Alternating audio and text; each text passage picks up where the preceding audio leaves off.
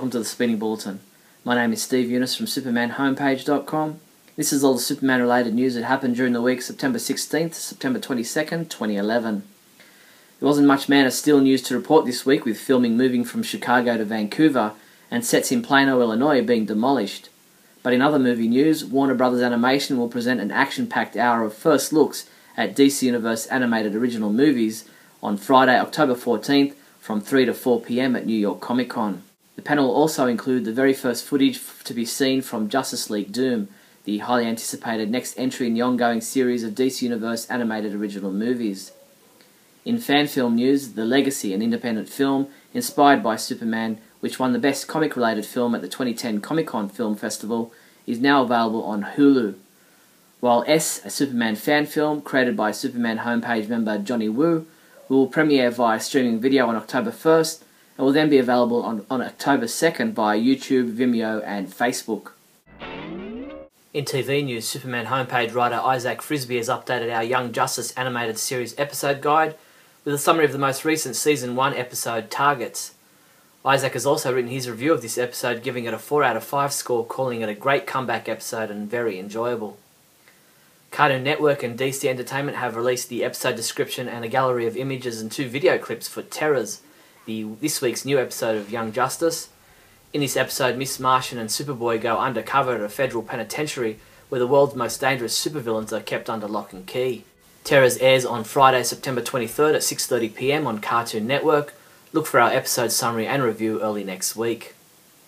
Superman homepage reviewer James Lance reviews the final episode from the 1950s Adventures of Superman TV series. Check out his review of the series finale, All That Glitters, in which Professor Pepperwinkle has invented a machine that converts ingredients into gold. When a crook comes after the invention, Jimmy temporarily dreams the Professor has invented a way to give people superpowers too. A huge thank you to James for his wonderful work reviewing all 104 episodes. New York Comic Con takes place October 13th to 16th at the Javits Center in New York, and DC Comics will be hosting various panels during the convention. For Superman fans, there's a Justice League panel, a Superman panel and a Young Justice panel. Visit dccomics.com for the full list of panels. DC Comics released their December 2011 solicitations this week. We highlighted for you all the Superman related comics and products set to come out in December. Of special note was Action Comics number 4, in which Superman has an encounter with the deadly Terminauts, and Superman number 4, in which we discover the origin of the new foes who have been making the Man of Steel's life so painful and chaotic lately. USA Today interviewed writers Mike Johnson and Michael Green, who are collaborating on the new Supergirl title for DC Comics, ahead of the first issue's release this week. Johnson said she's new, she doesn't know this universe, and we're right there with her in her head, in her POV, as she discovers this new DCU. There was just the one comic book for us to review this week, and that was Superboy number 1, which was reviewed by Adam DeChannel, who called it very well written, and he gave it a 5 out of 5 rating. Superman comics and other products available this week from September 21st include Supergirl number 1, Young Justice number 8, Justice League number 1 second printing, Justice League number 1 third printing, Justice League of America Omega hardcover, Women of the DCU Series 3 Supergirl bust. Sony Online Entertainment announced a new free-to-play business model for its popular MMO game DC Universe Online. Beginning late October, players will be able to download and access the game for free on both the PlayStation 3 and PCs. As part of this transition, Sony is introducing 3 new access levels to the game: Free, Premium and Legendary. More information on the DCUO free-to-play access levels can be found at dcuniverseonline.com/free. The Superman homepage is hosting another live broadcast for Superman fans to come chat on air about the Man of Steel. You can listen in on Monday, September 26th at 9:30 p.m. Pacific Standard Time in the US via supermanhomepage.com/live. Granite City Police arrested a man on Friday in connection with the theft of Superman memorabilia stolen from mentally disabled fan Mike Meyer. Investigators say they were able to recover all the memorabilia and return it to the owner. The suspect, 37-year-old Jerry Armbruster of Granite City, was charged with burglary, robbery and aggravated battery. That's all the Superman news there was for the week September 16th to 22nd. I'm Steve Younis from supermanhomepage.com. Great Scott! Great Scott! Great Scott!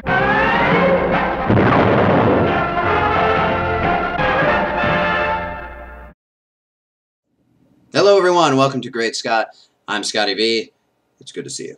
Today I wanted to talk about Superboy #1. It came out last week. I like to give you a little bit of time so that you can read it before I spoil things for you.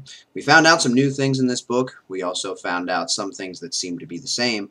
Superman is definitely the supplier of his alien Kryptonian DNA, but they also announced that there is a human donor, and they have not yet said who that was. One of the lab partners who dies in all the explosions is about to tell Red, who seems to be a main character for now, who his human donor is, and for her to be careful and to watch out, which certainly seems to precipitate the answer being Lex Luthor, because he would be extremely dangerous and narcissistic. Now Red, when she sees Superboy in the virtual reality program, is surprised that he ignores the woman in the burning house's calls for help.